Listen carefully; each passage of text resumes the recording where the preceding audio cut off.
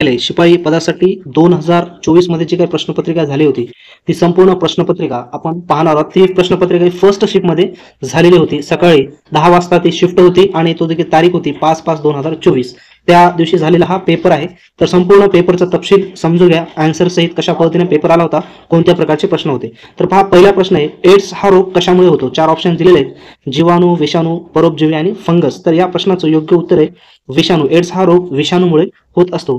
तर दुसरा प्रश्न काय आहे? दुसरा प्रश्न आहे, हाडाच्या निकोप वाढीसाठी कोणत्या व्हिटॅमिनची आवश्यकता असते?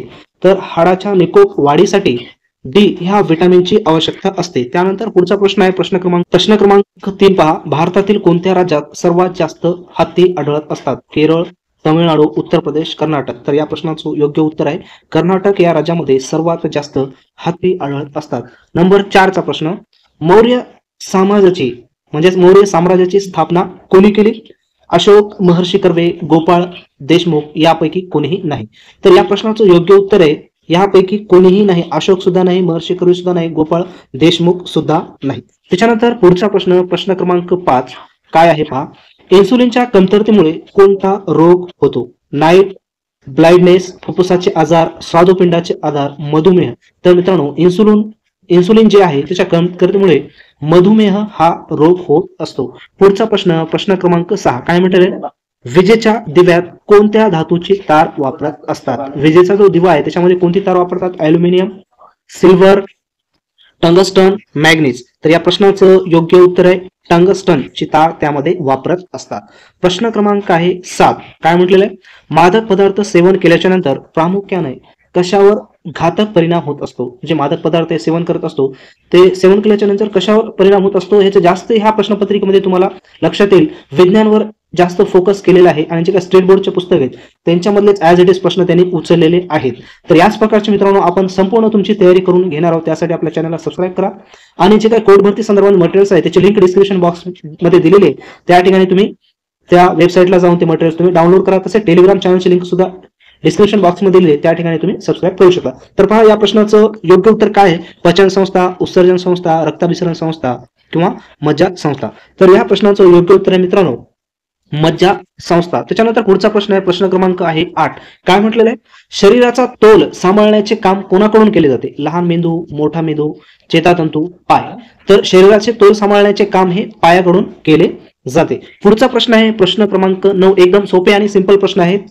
ॲज इट इज जेवढा कंटेंट आहे तेवढाच अभ्यास करत चालायचंय तुम्हाला। चवदार तळे सत्याग्रह कुठे झाला? चिपळूण, महाड, रेवदांडा, पाली। जर मित्रांनो तुम्ही 7वी जरी पास असाल तरी तुमचं सिलेक्शन होण्याचे चान्स आहेत, कारण एकदम सिंपल प्रश्नाचं त्या ठिकाणी लेवल असणार आहे।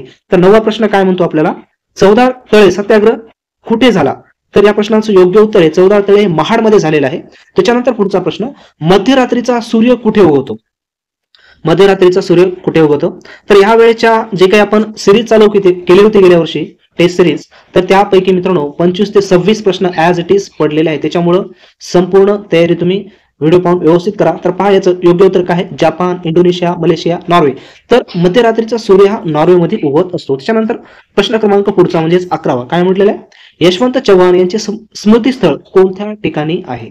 उमरजमध्ये आहे का? कराड, पाटण, पाली। तर या प्रश्नाचं योग्य उत्तर आहे यशवंतराव चव्हाण यांचे स्मृतीस्थळ हे कराड मध्ये आहे। त्याच्यानंतर पुढचा प्रश्न, झाडाचे वय कशावरून ठरवितात? झाडाच्या खोडाच्या आकारावरून, झाडाच्या बुंद्याच्या आतील वर्तुळावरून, झाडाच्या उंचीवरून, यापैकी नाही। तर या प्रश्नाचं योग्य उत्तर आहे झाडाचे वय कशावरून ठरवतात? तर झाडाच्या बुंद्यांच्या आतील वर्तुळावरून त्याचे झाडाचे वय ठरवले जाते। पुढचा प्रश्न क्रमांक आहे 13वा काय म्हटलेला आहे, केंद्र शासन व राज्य शासनाच्या वतीने सुरुवात करण्यात आलेले पहिले ग्राम न्यायालय कुठे? केंद्र शासन आणि राज्य शासन या दोघांनी मिळून पहिले ग्राम न्यायालय त्यांनी तयार केलेले सुरू केले। तर कुठे सुरू केलेलं आहे?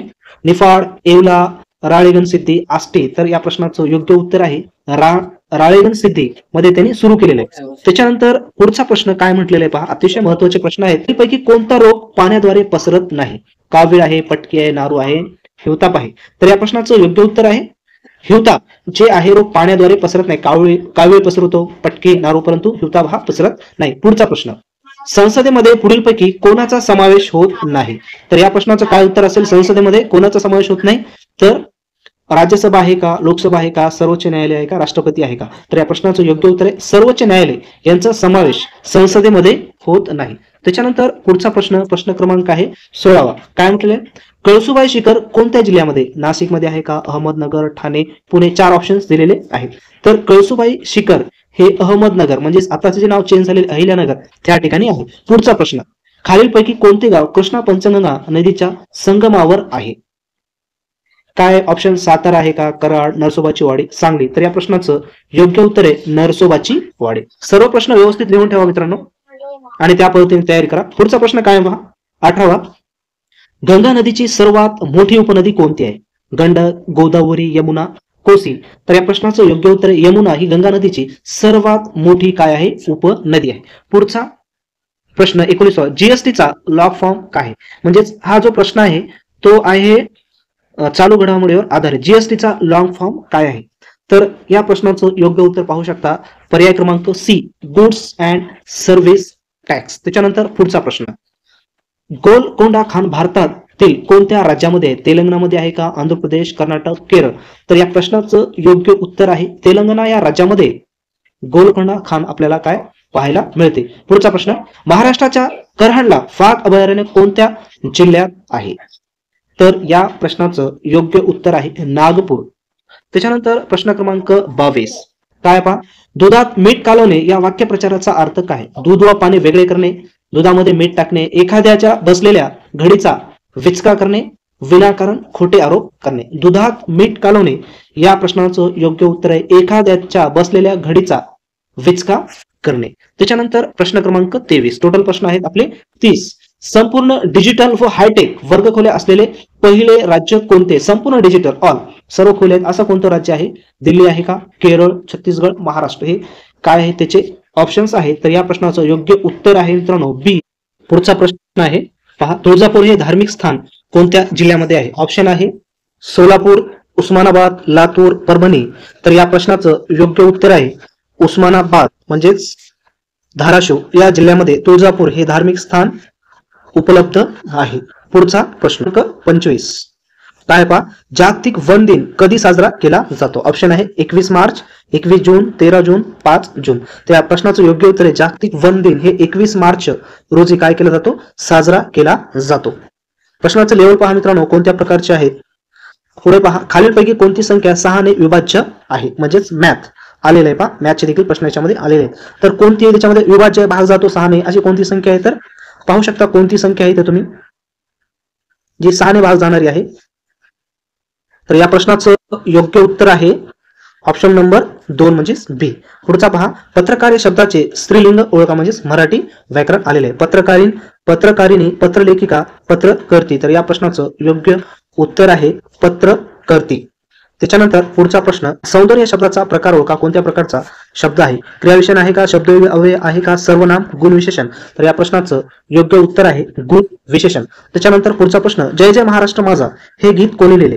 भारत तांबे, राजा बडे, कुसुमाग्रज किंवा शिरवाडकर? या प्रश्नाचं योग्य उत्तर आहे राजा बडे यांनी जय जय महाराष्ट्र हे गीत त्यांनी लिहिलेलं आहे. शेवटचा प्रश्न काय म्हटलेला आहे पहा, शेवटचा प्रश्न, सध्या भारतीय नौदलाचे प्रमुख कोण आहेत? Admiral Dinesh K Tripathi, Admiral R Harikumar, Admiral Karambir Singh, Admiral Devendra Kumar Joshi? तर या प्रश्नाचं योग्य उत्तर आहे ऍडमिरल दिनेश के त्रिपाठी. अशा पद्धतीचे हे एकूण 30 प्रश्न आहेत. 30 प्रश्नाचीच ही पूर्ण प्रश्नपत्रिका असणार आहे. तर जास्तीत जास्त मित्रांनो हा व्हिडिओ शेअर करा.